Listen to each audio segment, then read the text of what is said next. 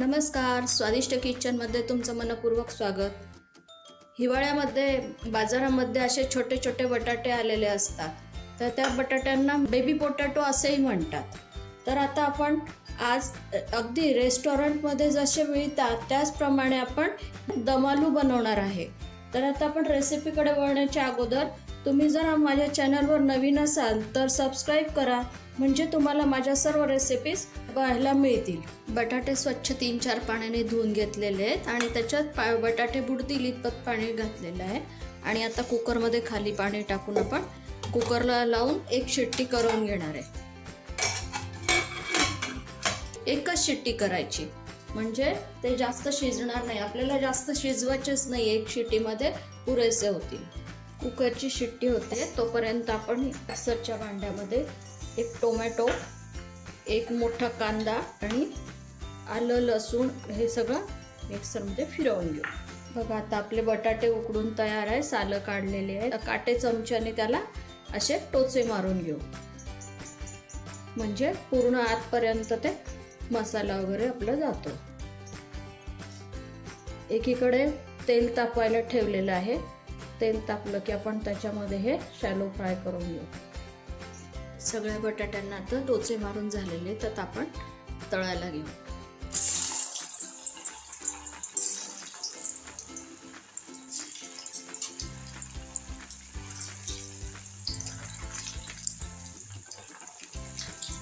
छान असा तांबूस रंग येतो तोपर्यंत आपण तळून घेऊया। बघा छान असं तांबूस रंगावर बटाटे तळून तयार आहे। आता आपण असे सगळे बटाटे तळून घेऊ। यानंतर आता आपण पाव कप दही घ्यायचं, चांगलं एकसारखं करून त्यात कोरडे मसाले घालायचे आपल्याला। अर्धा चमचा धणे पावडर, पाव चमचा हळद, पाव चमचा लाल तिखट, पाव चमचा काश्मीरी लाल तिखट, गरम मसाला, हे सगळं मिश्रण एकसारखं करून घेऊ। बटाटे तळून तयार आहे, कांदा टोमॅटोची प्युरी तयार आहे आणि दही सुद्धा सगळे मसाले घालून तयार आहे। तर आता आपण फोडणी द्यायला सुरुवात करू। कढई चांगली तापलेली आहे, त्यामध्ये आपण 2 पळ्या तेल घालू। अर्धा चमचा जिरं, तेजपान, 2 लवंगा टाकते आणि दालचिनीचा 1 तुकडा। मसाले चांगले परतून झाले, त्यात आपण कांदा टोमॅटोची प्युरी टाकू।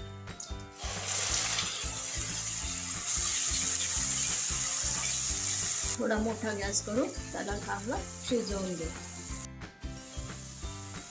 पाव चमचा हिंग टाकलेला आहे मी याच्यामध्ये। हिंगाची चव खूप छान लागते याला। आता आपण दह्यामध्ये जे आपण मसाले मिक्स केलेले आहे ते आता मिश्रण यात आपण टाकू।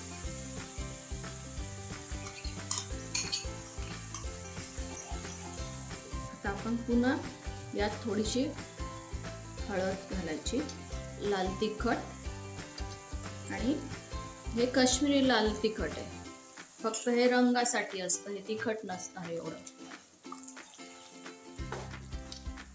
एकसारखं हलवायचं। हे दही टाकलेलं असतं ना, आपण एखाद्या वेळेस ते दही फाटू शकतं, म्हणून ते एकसारखं ढवळत राहायचं।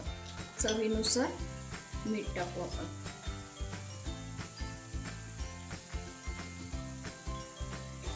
छान आता सगळ्या मसाल्यांना तेल सुटलेलं आहे, रंग पण खूप छान आलेला आहे।